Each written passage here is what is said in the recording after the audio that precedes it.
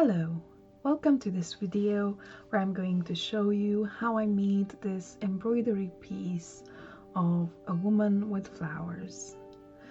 First of all, I needed to make sure that my piece is not going to be larger than the frame, and I'm just going to start drawing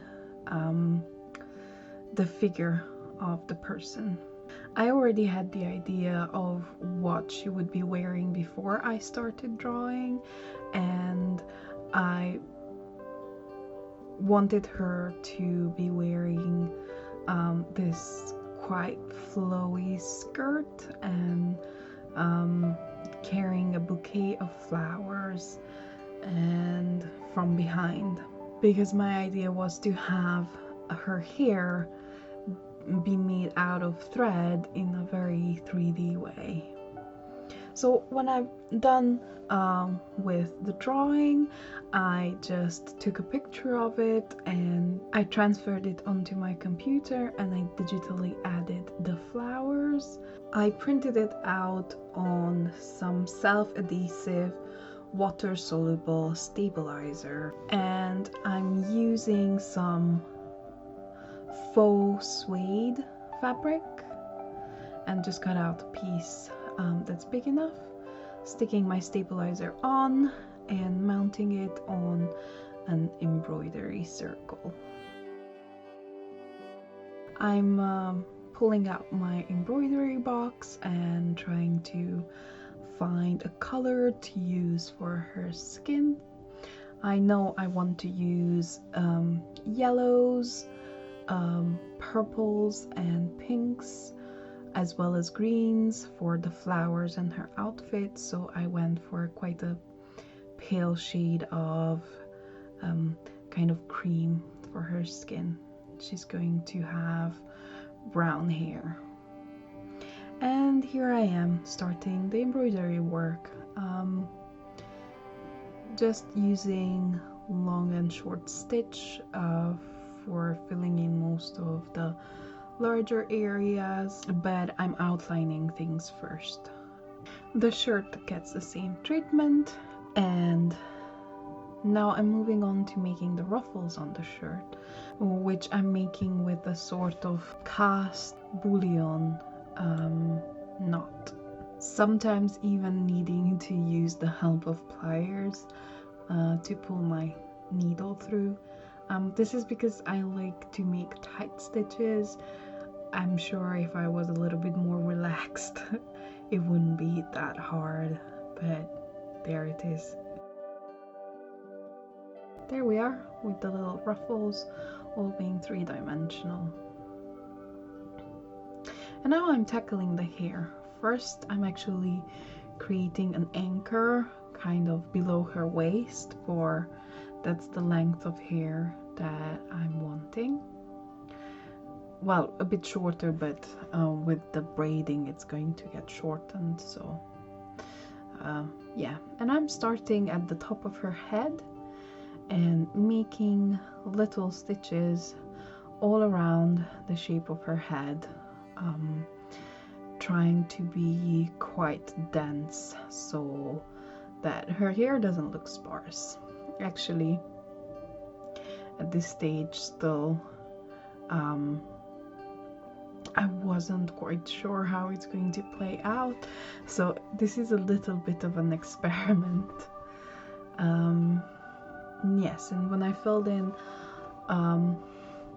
all of the hair, I just released all those strands, and because they are loops from my stitches, I'm just going to cut the loops and make it into separate strands of hair.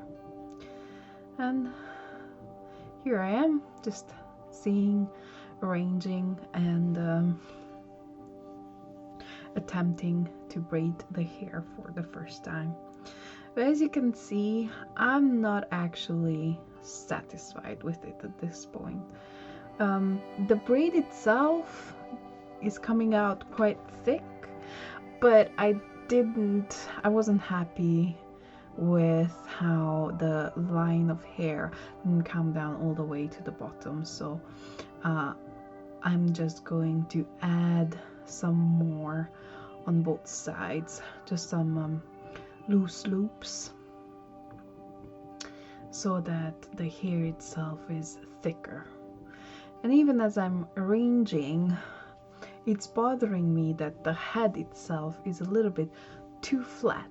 So I just decided to use a ball of stuffing and add it under the hair so that it looks a lot more voluminous and well-rounded, not like she has a flat head.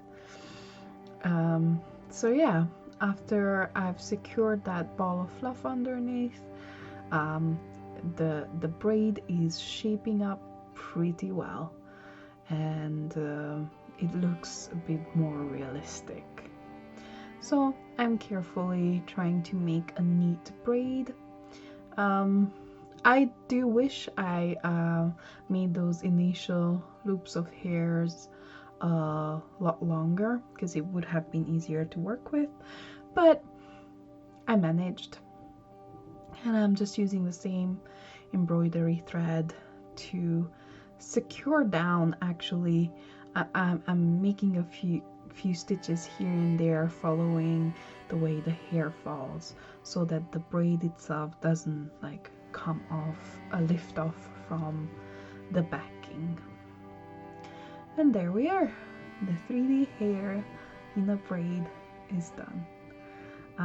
This is my first attempt. I've seen other people make hair in embroidery, and I was inspired by other people's work, but I'm quite happy with the results. And here I'm carrying on with my embroidery work, and I made these shoes, and then I tackled the legs. Yes, I know it's confusing seeing that the leg seems to go through the skirt, but I want to make the skirt as a separate 3D element, and I wasn't sure how much of the legs were going to be visible at this stage, so I just embroidered the legs quite high up. I didn't actually film this, but I embroidered the flower bouquet with a combination of different kinds of stitches, trying to make them distinct and interesting. And now I'm working on the skirt itself. I embroidered this on a separate piece of felt, and I started with the pattern in this green vines, and then I filled in the whole entire background of the dress with tiny stitches. This took quite a long time, but in the end it was worth it. Now I'm taking this felt piece off the loop and roughly cutting it out, just so it's easier to work with, and I'm cutting the bottom edge of the skirt quite close to the embroidery work itself, but I'm trying hard not to accidentally cut into the thread. I'm going to use the same grain to seal the bottom edge of the skirt and to keep it from fraying. I'm just using a blanket stitch, because I think if it's uniform, it's actually quite a nice decorative element as well. As you can see here, it turns into quite a nice edge.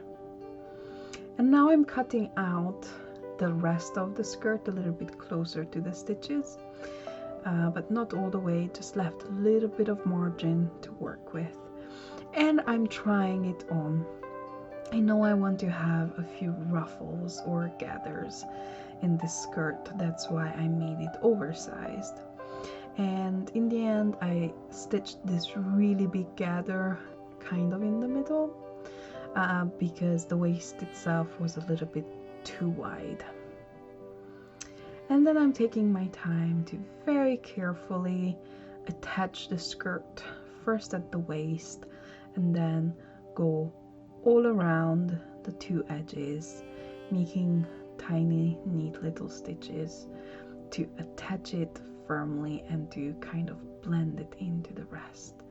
And now I'm adding a few extra anchoring stitches after I arrange the skirt in the gathers that I want to stay like that. So there's a little bit of movement, but this way the volume of the skirt and everything stays in place. Unfortunately, I didn't manage to attach it very neatly at the waist because there were just so many layers to work with, so I added another little kind of belt of green where the shirt and the skirt meet. And there it is. My embroidery work is finished. So I take it off the loop and I am giving it a good long soak for the water-soluble stabilizer to dissolve. And I left it to dry overnight, and there it is, my completed piece without the sticky stabilizer on. And I want to mount it on this oval frame. And I'm taking my time making sure that it's centered. It's a little bit finicky because you need to stretch and clamp the material at the same time. It will stay stiff and nice and taut. And when I'm pleased with how it is, I'll just go ahead and cut off the excess fabric. This project took me about a week to complete. The lengthiest part was the skirt, but there it is, my completed project, the woman with the purple flowers. I hope you enjoyed this video. Let me know your thoughts in the comments, and thank you for watching. Bye!